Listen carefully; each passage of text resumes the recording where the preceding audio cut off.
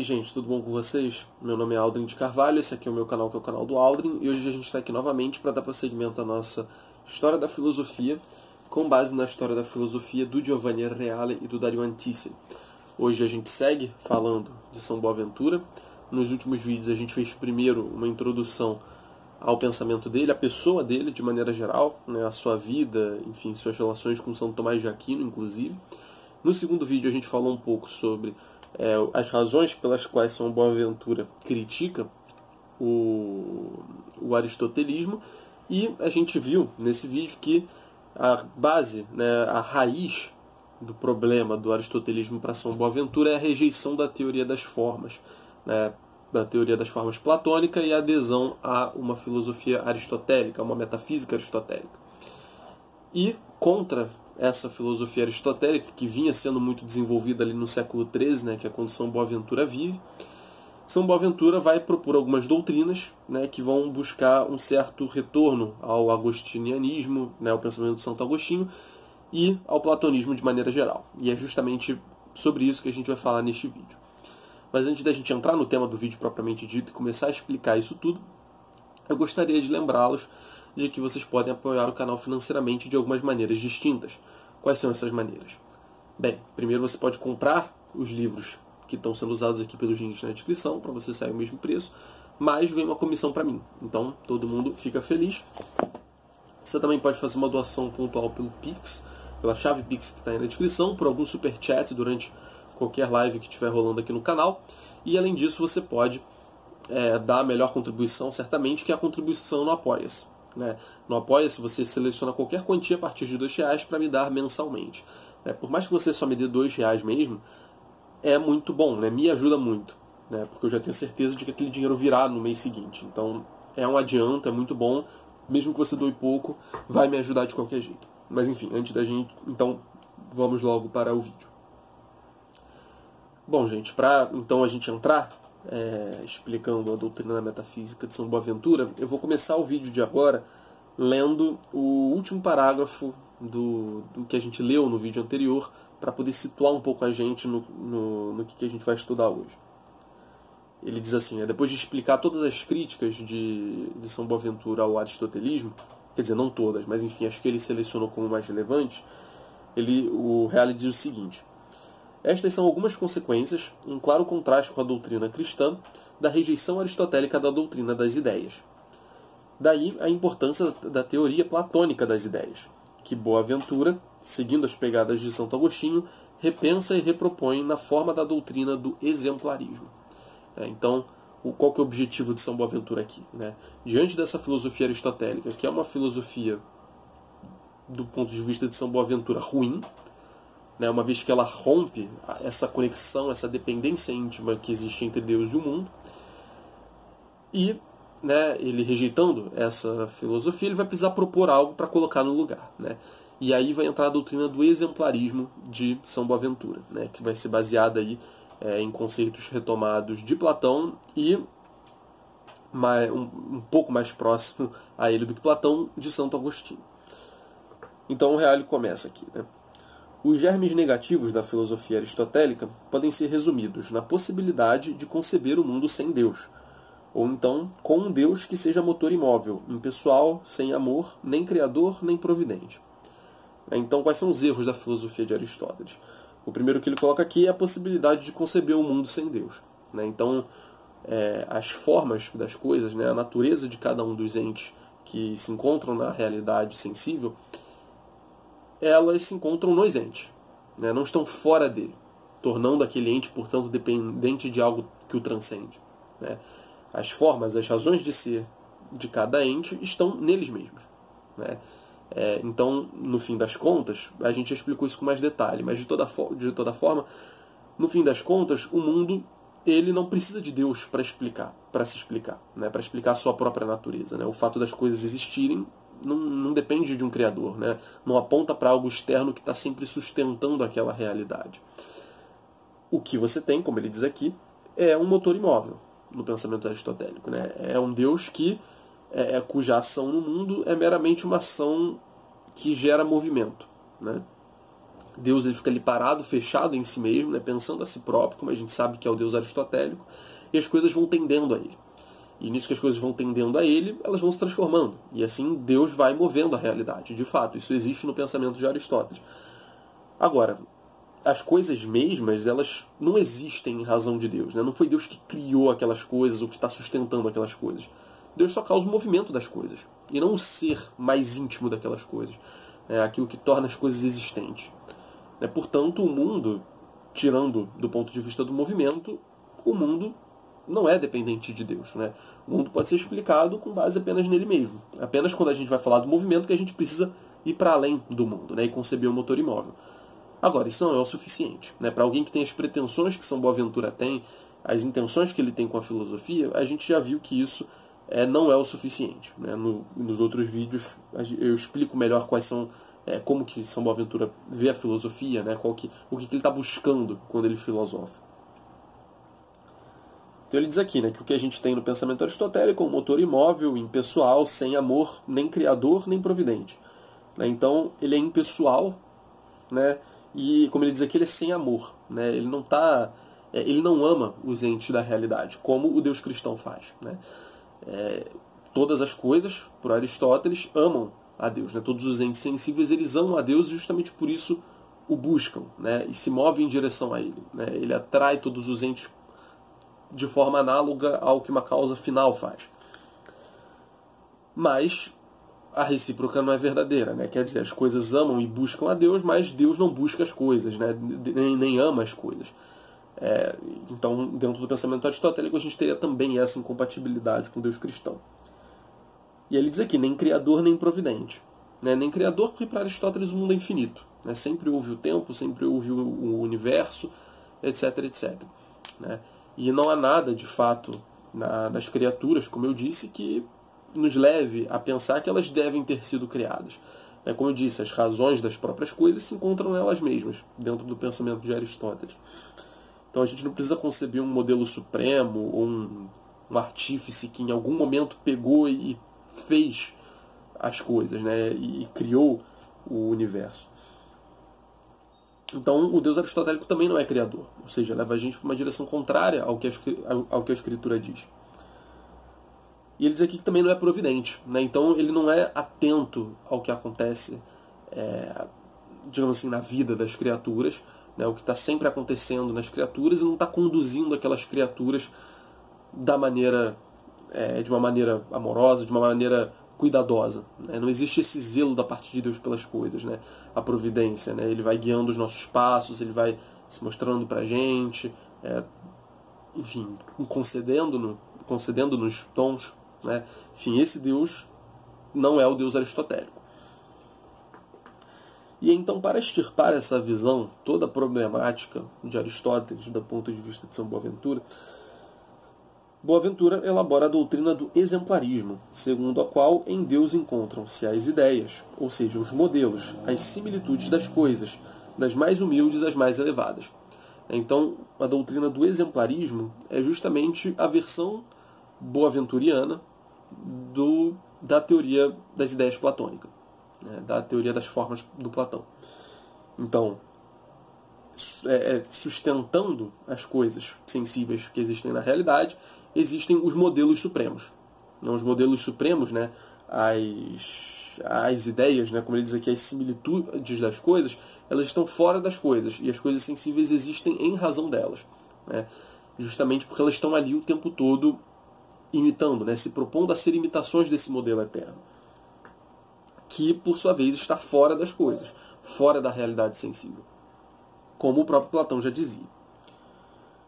E ele diz aqui que isso se aplica então às coisas das mais humildes às mais elevadas. Né? Então, não existem simplesmente os modelos daquelas melhores coisas. Existem modelos das coisas inferiores, né? Que na realidade se encaixam numa região mais inferior da hierarquia do ser. E a razão desse repensamento da doutrina platônica é que as coisas não procedem de Deus por meio de emanação inconsciente e necessária, mas são livremente criadas por Ele, ou seja, desejadas. E quem quer, sabe o que quer. Deus é artista que cria aquilo que concebeu. Então vamos lá. Ele diz aqui, né, que as coisas né, elas não procedem de Deus por meio de emanação inconsciente necessária. Né? Isso é uma doutrina que a gente vê no pensamento árabe, né? Não vou dizer que todos pensam assim, mas como a gente até ressaltou no último vídeo, né, quando Boaventura olha para o pensamento árabe, ele vê uma certa tendência a um fatalismo, a um determinismo. Né? Quer dizer, tudo é necessário. O mundo é necessário e ele vem de Deus necessariamente. E você vê toda uma forma de pensar que leva a um tipo de determinismo.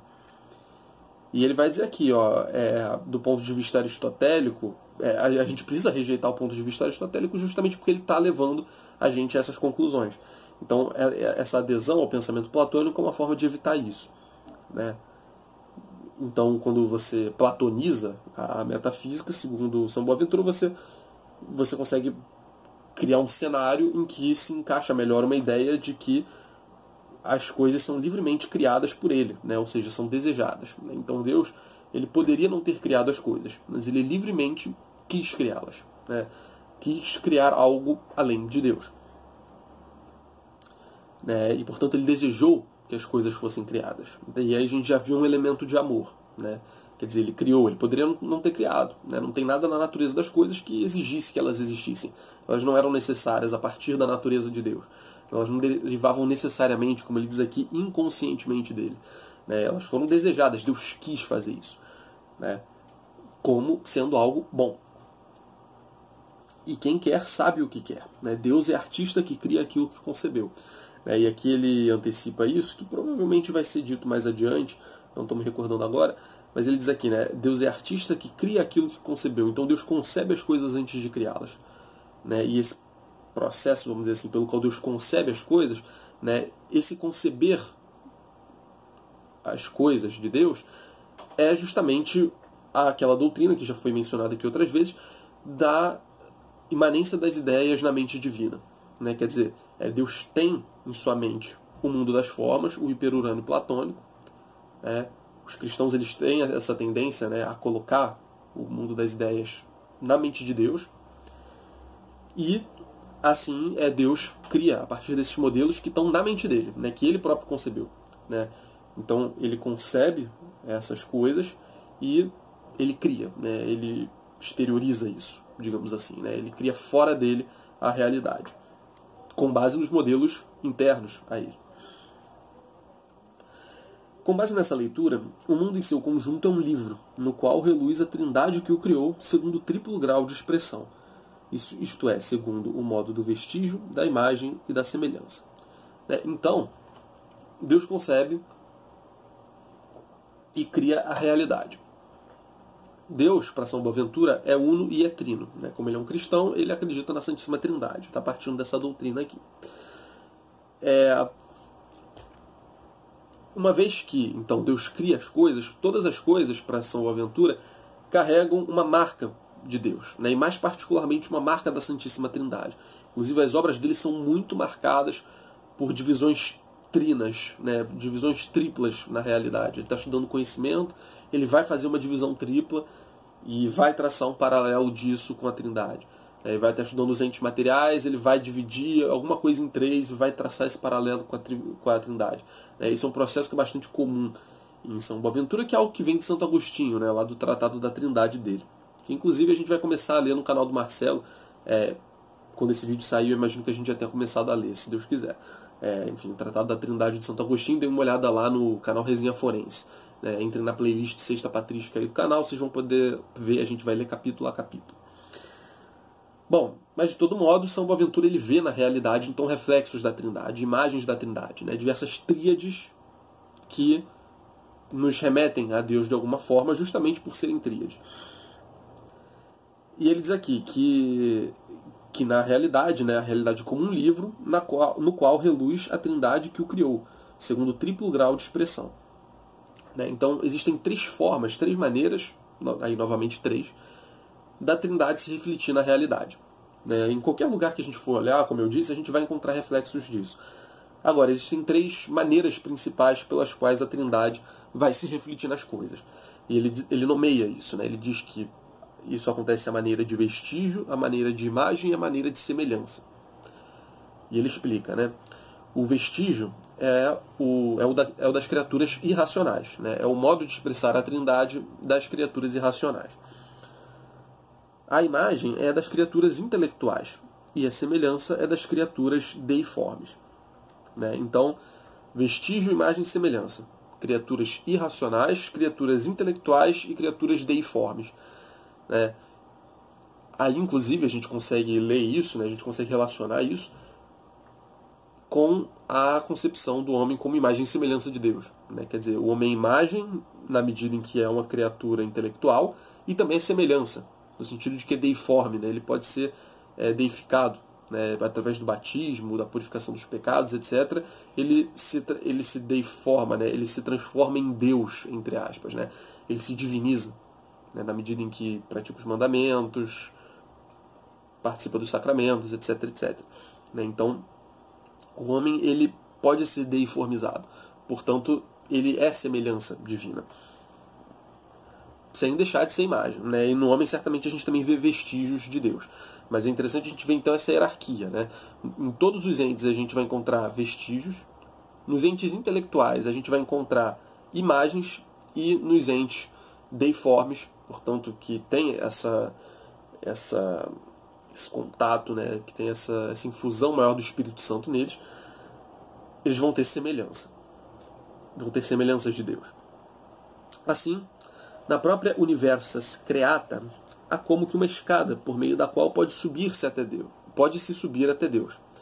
Se as coisas são vestígios algumas, imagens outras e similitudes de Deus outras, é necessário que o homem, para alcançar o seu destino, proceda através desses degraus, partindo do mundo corpóreo que está fora de nós, entrando no espírito, que é a imagem de Deus, e caminhando para a realidade eterna que nos transcende.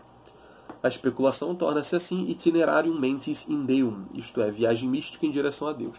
Então, uma vez que a gente tem essa hierarquia, né, vestígio, imagem e semelhança, eles servem como graus de uma escada que nos aproxima de Deus, né? O vestígio, como já deve ter ficado claro, ele reflete a imagem, ele reflete Deus, reflete a Trindade de uma maneira mais ínfima, né? Menos óbvia, menos forte, reflete num grau menor, mas ainda reflete. A imagem já é um pouco mais, e a semelhança é o máximo do reflexo de Deus que a gente pode encontrar nas coisas da Terra. E aí, como ele diz, né? O homem, então, visto que algumas coisas são vestígios das outras imagens e outras semelhanças de Deus, é necessário que ele, para alcançar o seu destino, né, que a salvação é a intimidade com Deus, e é a deiformização, ele proceda através desses graus, partindo do mundo corpóreo, né, então partindo dos vestígios que ele vê nas coisas, depois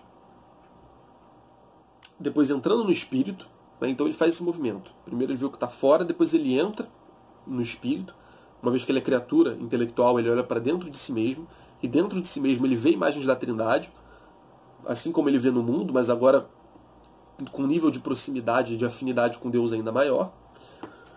E em seguida ele caminha, como ele diz aqui, para a realidade eterna que nos transcende.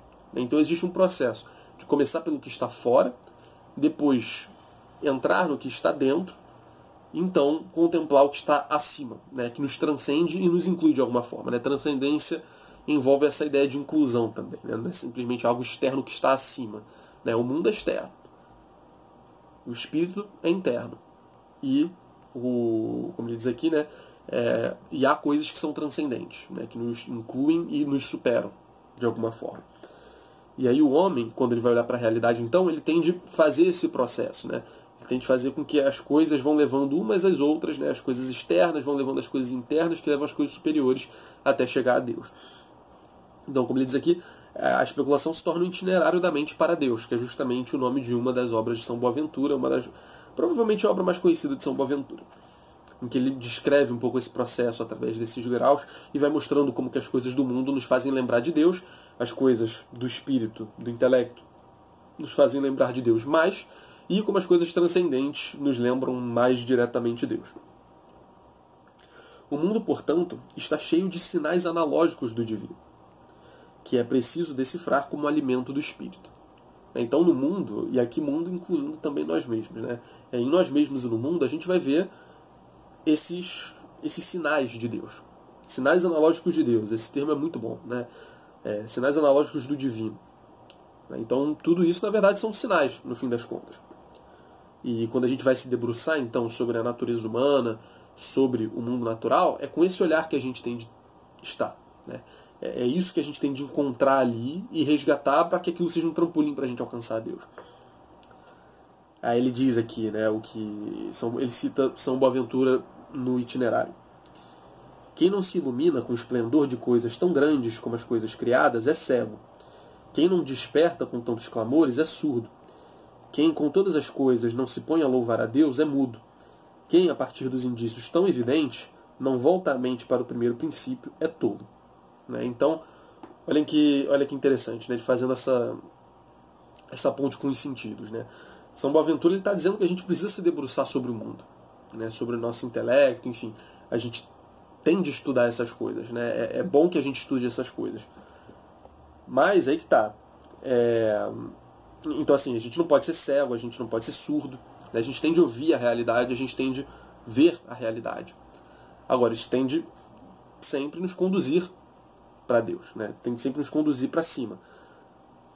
Então, vejam bem, né? Toda a preocupação de São Boaventura com Deus e a rejeição do Aristóteles e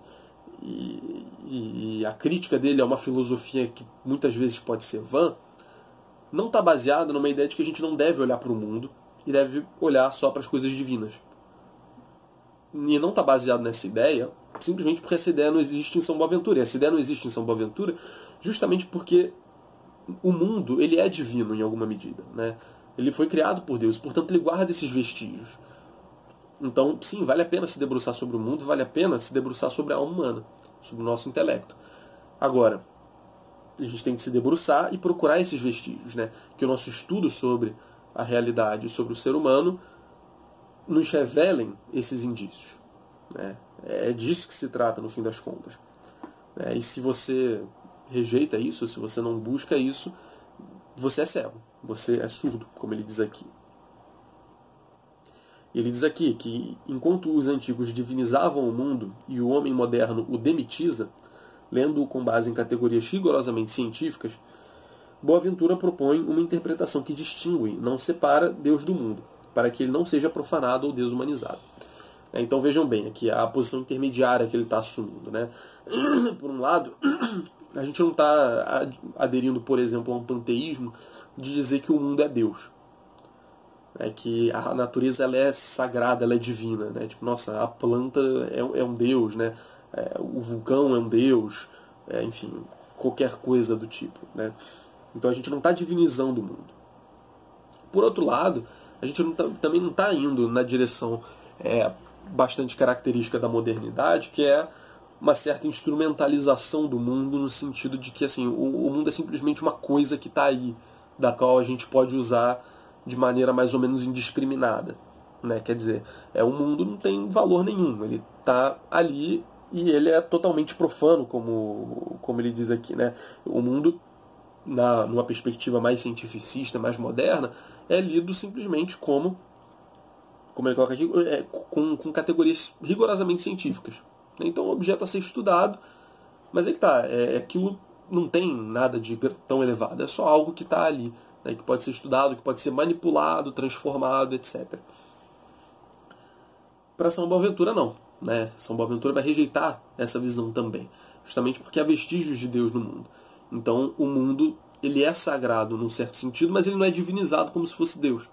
Mas ele é criado por Deus e guarda esses vestígios. Então, novamente, é importante se debruçar sobre o mundo, estudar o mundo natural. Né? Esses esforços fazem sentido. Contanto que, estudando a alma humana, estudando o mundo natural, a gente reconheça esses vestígios, essas imagens, e, a partir delas, isso sirva de alimento para a nossa alma. Né? Que essas imagens da Trindade, de Deus, que a gente vê no mundo, sirvam de alimento para a gente, alimento espiritual para a gente. Ele percebeu o vínculo existente entre o caráter sacral do mundo e o caminho ascensorial do homem. Né? Então percebam como a estrutura, né, a hierarquia do cosmos e o processo pelo qual o homem deve chegar a Deus estão intimamente relacionados. Né? Quer dizer, o homem ele vai se aproximando de Deus na medida em que ele vai tendo um olhar diferente para cada uma dessas realidades e vai subindo até contemplar as coisas que estão acima dele. É o caminho sensorial do homem que não é evasivo, mas sim comprometido com o mundo, ainda que nele não se dissolva. Né? Então, ele ainda está bastante apegado ao mundo. Quer dizer, o mundo não está sendo desprezado. Né? O mundo não está sendo desprezado como se fosse só é alguma coisa ali. Né? É uma imagem de Deus, né? São vestígios de Deus. E, inclusive, a gente consegue encaixar essa preocupação dele no quadro do pensamento franciscano. A gente teve um vídeo para falar um pouco de São Francisco, falamos já sobre a influência disso em São Boaventura, etc. E eu recordo aqui agora que São Francisco de Assis era um cara que tinha um cuidado muito grande com a natureza, né? Com os animais, enfim, com a realidade de maneira geral, né? com o mundo. E tendo esse cuidado todo com o mundo, São Boaventura sendo um franciscano, ele herda isso de São Francisco. Então percebam como o mundo está sendo valorizado aí. Né? Ele é um comprometimento com o mundo, com o estudo do mundo, né? Com entender como o mundo funciona. Mas aí que está, né? Que isso sirva para a gente subir, né? Para a gente subir em direção a Deus. E aí ele segue dizendo: abre os teus lábios e dedica o teu coração a exaltar e honrar Deus em todas as criaturas. Então, nas criaturas a gente encontra Deus em algum sentido. Para não ocorrer que o mundo todo se insurja contra ti. Com efeito, precisamente por isso, o mundo lutará contra os insensatos. Se o mundo não respeita, se o homem não respeita o mundo, então o mundo se revoltará contra ele. Então, ó que interessante essa citação. Né? Eu não consegui encontrar de onde ela foi tirada, mas é curioso como a gente vê uma preocupação aí com o mundo se revoltar contra o homem se o homem não usar dele da maneira correta. Né? Quer dizer, se o homem desmerecer o mundo demais, o mundo vai se voltar contra o homem. E eu, honestamente, eu tive bastante dificuldade de entender o que São Boaventura estava querendo dizer no contexto dele. Porque quando a gente lê isso, a gente já pensa mais ou menos instintivamente em algumas preocupações ecológicas que são muito típicas do nosso tempo. Né?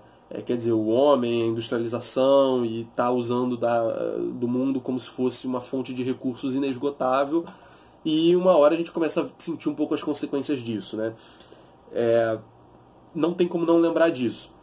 E aí eu fiquei meio na dúvida, né? Será que achar que São Boaventura está dizendo algo desse tipo é anacrônico ou é profético, né? Porque, bom, não sei até que ponto que haveria tantas razões para ele ter esse tipo de preocupação na época dele. Ou pelo menos ter algum tipo de intuição a esse respeito. Mas certamente lendo isso aqui a gente consegue, enfim, entender um pouco do que acontece hoje em dia, né? Como que algumas ações nossas sobre a natureza têm alguns efeitos, né, que acabam às vezes prejudicando, e como ele diz aqui, se voltando contra nós. Né? O mundo ele se insurge, né? Como é que ele diz? Bom, não esqueci aqui, para que o mundo todo não se insurja contra ti. Né? Então, enfim, fica essa reflexão aí. Eu não tenho certeza absoluta de aqui que ele estava se referindo quando ele escreveu isso. Eu procurei essa passagem, mas eu não encontrei. Mas, enfim, essa é a associação que eu consigo fazer. Aí ele diz aqui ainda que o ateísmo não é apenas um fato íntimo ou da consciência. Ao considerar o mundo como realidade profana, o homem não o respeita, mas o explora, rompendo seu equilíbrio e violando as suas leis. Também parece uma preocupação bastante contemporânea novamente, né? Enfim, na esteira do que ele já disse. Né? Se a gente considerar a realidade totalmente profana, não há por que a gente respeitá-la. Né? Cadê o valor dela? Né? Não tem nada de sagrado ali que eleve o valor da natureza em alguma medida. E aí o homem acaba explorando, rompendo o equilíbrio da natureza, violando as suas leis. Então a natureza se revolta. Basta essa observação sobre a natureza para libertar a filosofia de Boaventura do clima de filosofia edificante em que frequentemente foi confinada. Né? Então, quer dizer, né, vendo a filosofia de São Boaventura, a gente poderia pensar, ele está falando para a gente contemplar Deus e meio que o mundo fica meio que desmerecido nessa história, né, vai para o segundo plano. É claro que assim, sempre que você pegar um pensador cristão, Deus vai estar em primeiro plano e as outras coisas em segundo. Mas assim, a gente poderia, né, diante de todas essas preocupações de São Boaventura, a gente poderia pensar, até certo ponto legitimamente, que ele está se importando só com Deus e a nossa contemplação e a nossa santidade, e não se importando com o resto.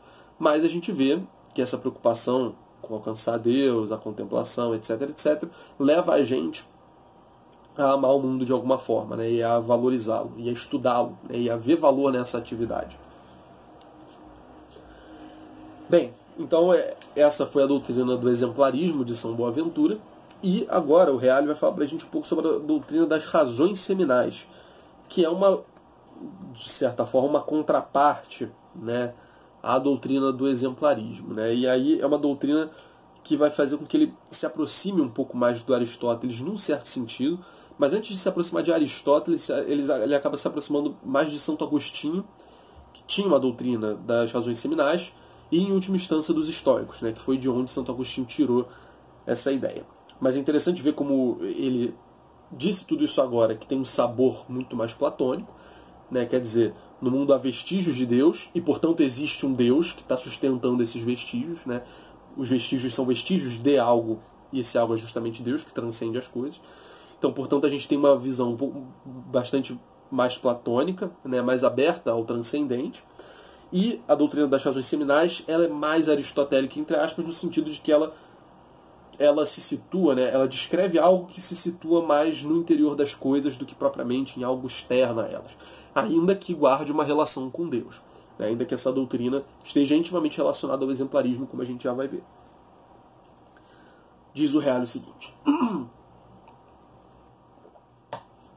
com a tese das razões seminais, rationes seminales, como está escrito aqui, Boaventura quer dizer que Deus já emitiu na matéria os germes do que surgirá na natureza, e que a ação das causas segundas limita-se a desenvolver o que Deus semeou. A matéria nunca existiu totalmente informe, mas também não foi criada com todas as suas formas, com todas as formas atualmente existentes. Ela evoluiu a partir do estado de causa original através de diferenciações graduais.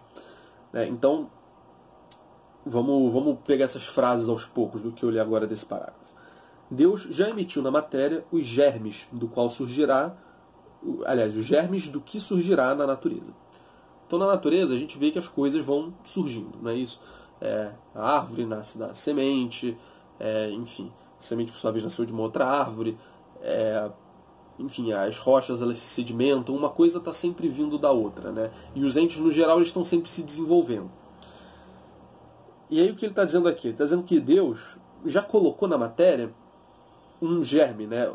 Rationes seminales, né? Justamente porque semen tem a ver com semente, né? Então Deus, é como se na matéria Deus, desde o começo, já tivesse plantado ali algumas sementinhas que teriam a função de ordenar o desenvolvimento daquela matéria até a gente chegar ao que temos hoje, né? Até a gente chegar no que a gente tem hoje em termos de entes, né? de desenvolvimento da natureza, né? Então se a natureza está assim agora é porque ela se desenvolveu a partir de um momento inicial em que Deus plantou uma sementinha na matéria, né? Uma sementinha metafísica, vamos dizer assim, na matéria, que é justamente esse princípio que vai conduzir o desenvolvimento dessa matéria ao longo do tempo, ao longo do processo da criação. E que a ação das causas segundas limita-se a desenvolver o que Deus semeou. Então, vejam bem, né?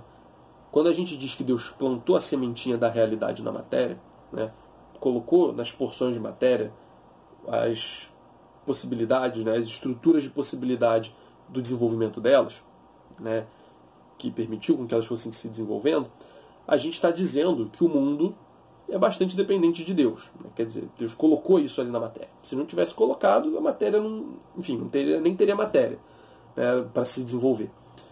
Mas justamente porque Deus deu esse passo, né, Deus deu esse empurrãozinho inicial, né, colocou nas coisas esses germes, que a gente pode dizer que as coisas do mundo são bastante dependentes de Deus, né, intimamente. Né, justamente porque ele colocou isso ali. Se não tivesse colocado, as coisas não teriam se desenvolvido. O fato é que existe um papel aí das ações das causas segundas também, mas elas se situam dentro dessa causalidade mais geral de Deus. né? Então, por mais que Deus tenha semeado os seus germes no mundo, né, as razões seminais das coisas, ele, enfim, as coisas entre si, elas vão se causando, né? Porque é isso que a gente vê na realidade. A gente vê na realidade que uma coisa causa outra, que causa outra, que causa outra. Só que o que o Helley está dizendo aqui é que, na verdade, essas coisas que a gente vê causando, mas as outras não são causas primeiras. Não são causas no sentido pleno. São causas segundas. Justamente porque elas estão atuando ali numa matéria que já contém esse germe que Deus colocou. Então, se dois entes estão se desenvolvendo e estão se causando um ao outro, no sentido de que um está gerando mudanças em outro, isso acontece porque em cada uma delas já existe essa natureza primeira, que Deus semeou ali. Esse é o ponto. Então, as coisas podem alterar umas às outras, de fato, a gente vê isso no nosso dia a dia com bastante frequência, né? Sei lá, o livro está todo rabiscado aqui, foram alterações que eu fiz nesse ente. Mas isso aconteceu porque dentro desses entes que estão interagindo, né, o livro e eu, e o marca-texto, enfim, a caneta que eu uso para fazer as marcações e as anotações, existe em cada um de nós esse germe, né, que faz com que eu me desenvolva enquanto humano, que o papel tenha se desenvolvido enquanto papel. Quer dizer, o papel, o que a gente chama de papel é um ente artificial, né, mas a árvore que deu origem ao papel tinha ali a razão seminal do papel, que a fez se desenvolver enquanto árvore, né, e, enfim, que permitiu que ela continuasse a se desenvolver como árvore, né, e garantiu que isso fosse acontecer, e que não simplesmente, no meio do processo, ela se transformasse num ente completamente distinto. Quer dizer, a árvore está crescendo e do nada ela se transforma no hipopótamo, né? O que dá esse quadro do desenvolvimento de um determinado ente é a razão seminal que foi plantada ali por Deus. Esse é o ponto. Mas isso não impede que as coisas, ao longo do desenvolvimento delas, interajam entre si e se causem umas às outras. Mas é apenas uma causalidade em sentido segundo, como ele está dizendo aqui. A causa propriamente das coisas e do desenvolvimento delas é Deus, que plantou as razões seminais ali nas coisas. Ele diz aqui ainda que a matéria nunca existiu totalmente informe, mas também não foi criada com todas as formas atualmente existentes. Então não teve nenhum momento em que havia uma matéria sem nenhuma forma, né, sem nenhuma determinação, que não fosse nada em específico. Quando havia matéria, ela já era algo de determinado. Mas também não foi criada com todas as formas atualmente existentes. Então Deus não é, vejam bem, né, não é como se Deus tivesse lá no começo informado as coisas, colocado formas nelas. Então, pega essa porção de matéria aqui com essa forma, né, com essa natureza, aquela outra forma ali, aquela outra matéria com aquela natureza, e pronto. A criação foi feita assim, de uma hora para outra, e pronto, está tudo pronto do jeito que a gente conhece hoje. Não. Ele diz que as coisas, né, elas foram evoluindo a partir do estado de causa original. A matéria, né, ela foi evoluindo a partir do estado de causa original através de diferenciações graduais. Então vejam bem, Deus no princípio ele não colocou na matéria formas. Ele colocou razões seminais. As razões seminais, elas têm sim algo de formal justamente porque está intimamente relacionado à natureza do que aquilo virá a ser. Mas aí que está, ela é uma semente do desenvolvimento daquele ente. Ela não é a forma já estanque, colocada ali e que faria com que aquele ente já tivesse a sua natureza realizada. Ela é uma sementinha que vai germinando. Essa imagem da semente é perfeita. Uma semente não é exatamente uma árvore. Mas ela é justamente aquilo que vai dar origem à árvore. E isso já precisa estar plantado no solo se daquele chão a gente quer que saia uma árvore. Então, da mesma forma, as razões seminais elas estão na matéria para que aquela matéria venha a se desenvolver e se transformar nas formas que nós temos hoje. E venha a assumir as formas que ela tem hoje. Mas justamente esse processo é um processo que se dá gradualmente, por diferenciações graduais. Então a matéria vai se diferenciando, as porções de matéria vão se distinguindo a partir, motivadas, por assim dizer, pelas razões seminais de cada porção de matéria. A partir desse estado original de caos. E ele segue aqui. com a tese de que a matéria tem em si as razões seminais de todas as formas que emergirão, Boaventura pretendia, por um lado, combater a tese aristotélica, segundo a qual a matéria é puramente potencial, e, por outro lado, combater a tese dos que privavam os agentes naturais de qualquer atividade, atribuindo tudo a Deus. Então existe aí um duplo objetivo com essa doutrina, né, com a introdução das razões seminais. Primeiro, como ele diz aqui, é passar a encarar a matéria não mais como sendo um elemento potencial, né, quer dizer, é aquele constitutivo de um determinado ente que é puramente potência, mas dá-lo alguma atualidade. E quando a gente diz que nos entes materiais, né, nas matérias que tem no mundo, há razões seminais ali, o que a gente está dizendo é que ela já é alguma coisa no certo sentido, né? Ela é potência para se transformar nas coisas que aquela razão seminal permite que ela se transforme, né? Permite que ela venha a ser, mas justamente porque ela já tem algo de atual ali, né? Ela já transforma, ela já determina algo daquela matéria, né? Não determina as formas todas que ela vai assumir, né? Ela não assume aquelas formas instantaneamente, mas, como eu disse, como uma semente, né? Quando você planta uma mangueira, você sabe, quando você coloca a semente de manga no chão, você sabe que dali virá uma mangueira, né? A analogia é perfeita, né? É um correspondente disso.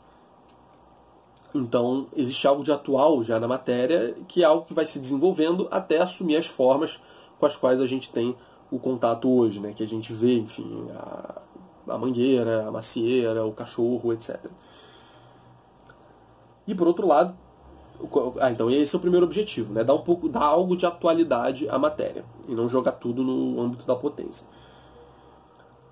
E que, por outro lado, combater a tese dos que privavam os agentes naturais de qualquer atividade, atribuindo tudo a Deus.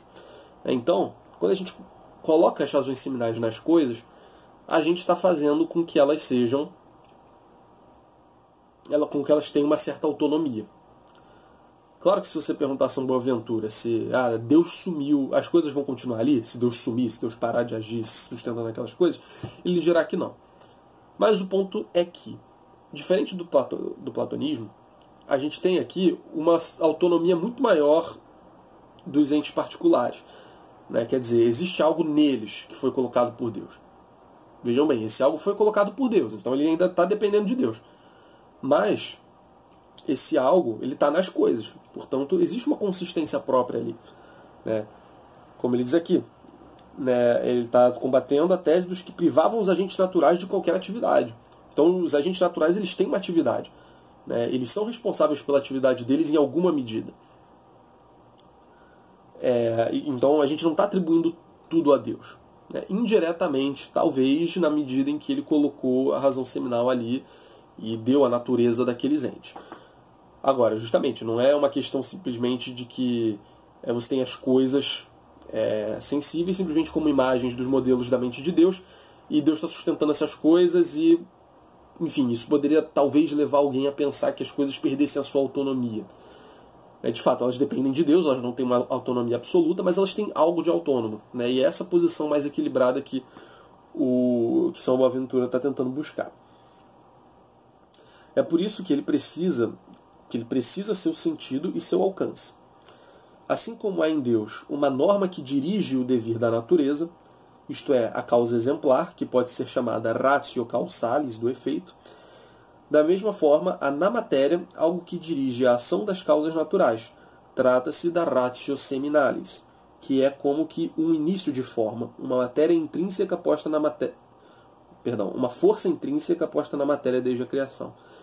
Então, existe uma ratio divina e existe uma ratio nas coisas. Existe uma ratio causalis, né, uma causa exemplar dos fenômenos, né, fenômeno não é uma palavra boa agora, mas dos entes. Mas existe também uma razão seminal, que se encontra nos entes, né? A ratio causalis é a ratio, né, a razão de ser dos entes que pertence a Deus, né, que está na mente de Deus. As causas exemplares, as formas platônicas, né, os modelos pelos quais as coisas sensíveis existem, os modelos que são imitados pelas coisas sensíveis. Essa é a ratio causalis, que se encontra na mente de Deus. Agora também tem a ratio seminalis, né, que está na matéria, que está nas coisas. Então, tem algo da razão de ser dos entes que está nos entes e algo da razão de ser dos entes que está em Deus. Em Deus a ratio causalis e nos entes a ratio seminalis. Como ele diz aqui, a ratio causalis é a norma que dirige o devir da natureza, é a causa exemplar. Então, aquele ente que corresponde àquela ideia vai estar sempre agindo de acordo com aquela ideia. Aquela ideia ela vai dar um escopo dentro do qual aquele ente vai poder agir. Quer dizer, novamente, uma mangueira que foi plantada e que está se desenvolvendo, ela vai se ater à ideia da mangueira, ao que a ideia da mangueira permite que ela faça. Então, novamente, ela não vai se transformar numa girafa, num elefante. Ela vai se transformar numa mangueira. Há variações, o mundo sensível ele é imperfeito diante do mundo inteligível, ele é bem mais imperfeito, tem variações, tem os seus poréns, mas, de qualquer forma, ele ainda vai estar sendo guiado e conduzido por esse modelo eterno, por mais que ele possa se afastar ou se aproximar mais ou menos dele. E a ratio causalis, ela dirige a ação das coisas naturais. Aliás, das causas naturais. É o que está na matéria e que vai conduzi-la. É aquele princípio de ação, de atuação, de movimento que está na coisa. E aí é interessante a forma como ele coloca aqui, que a ratio seminalis é um início de forma, incorratio, início de forma. Então não é a forma que está ali colocada, novamente. É aquilo que vai originar um ente com forma, aquilo que vai fazer com que aquela matéria adquira alguma forma, adquire a sua perfeição. Adquira a sua perfeição, acho que eu falei adquire, enfim. Uma força intrínseca posta na matéria desde a criação. Uma força intrínseca posta na matéria desde a criação. Então, lá no momento da criação que isso foi feito. Mas é que existe uma força que está ali até agora. E isso está na matéria.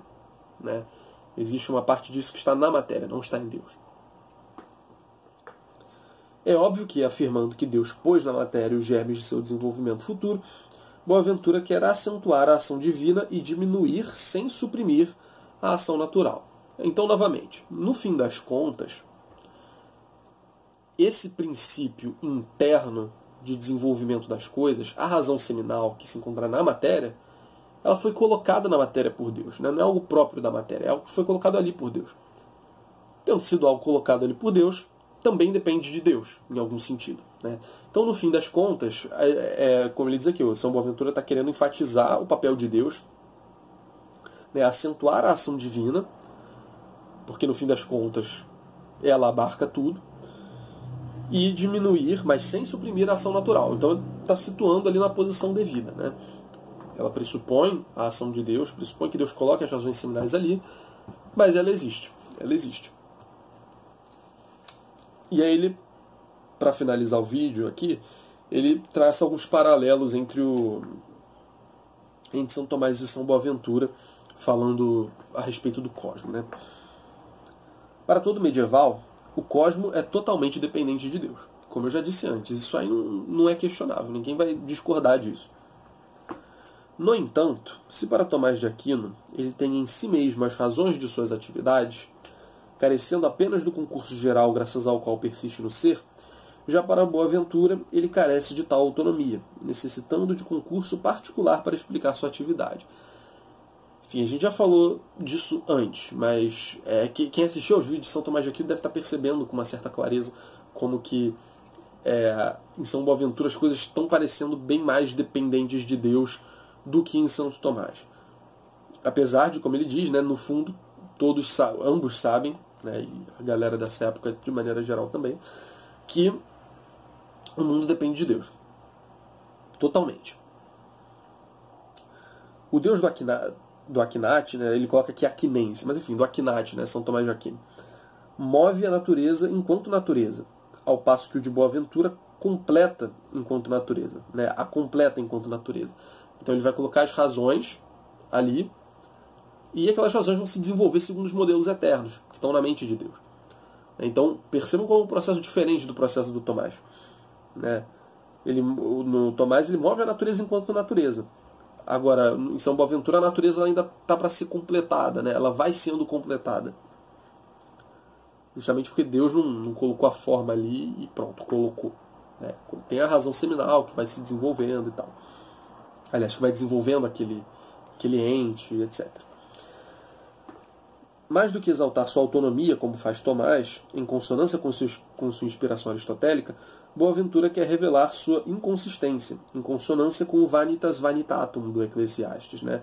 Então, São Tomás, ele confere mais autonomia, ou pelo menos ele ressalta mais a autonomia da natureza, uma vez que ele é bastante influenciado por Aristóteles, né, como um bom aristotélico. Mas São Boaventura, né, ele está querendo ressaltar um outro aspecto da relação entre Deus e o mundo, né? Que é ressaltar a sua inconsistência, como ele diz aqui, em consonância com a vaidade das vaidades. Né? Então o mundo é vaidade das vaidades. O mundo passa, né? O mundo ele não... justamente, ele é vão, ele não tem em si todo aquele... não é tão grandioso como as pessoas dizem, ele não é divino. Ele passa, né? Só Deus permanece. O mundo é pó. Enfim, dá para ficar muito tempo falando dessa passagem, eu estou tentando dar uma resumida aqui, mas vocês devem estar familiarizados com essa ideia. Também a partir dessa perspectiva, é fácil compreender que a orientação de Boaventura é diferente da de Tomás. Então, como o Reale já salientou e a gente já disse no primeiro vídeo de São Boaventura, a gente vê claramente objetivos diferentes, né? Coisas diferentes estão tentando ser ressaltadas com intuitos diferentes. Mas enfim, gente, esse foi o vídeo então. Essa é basicamente a doutrina metafísica de São Boaventura. No próximo vídeo a gente segue falando dele. Nos próximos 2 vídeos, aliás, a gente segue falando dele. A gente vai falar um pouco sobre a concepção dele do conhecimento humano, que é bastante caudatária de Santo Agostinho. E depois, no outro vídeo, a gente vai falar sobre a relação entre Deus e o homem e a pluralidade das formas. Vocês verão aí. Mas enfim, obrigado, espero que tenha ficado claro, obrigado por terem assistido. Considere apoiar o canal financeiramente por todas aquelas vias que eu expliquei no começo do vídeo. Dê uma olhada aí nos links na descrição, nas informações que estão ali, que está tudo explicado direitinho. Além disso, não se esqueçam de comentar, inscrever-se no canal, deixar um like e, o mais importante, divulgar o vídeo para quem vocês acharem que possa se interessar. Isso é fundamental, tá bom? Valeu, gente. Abraço.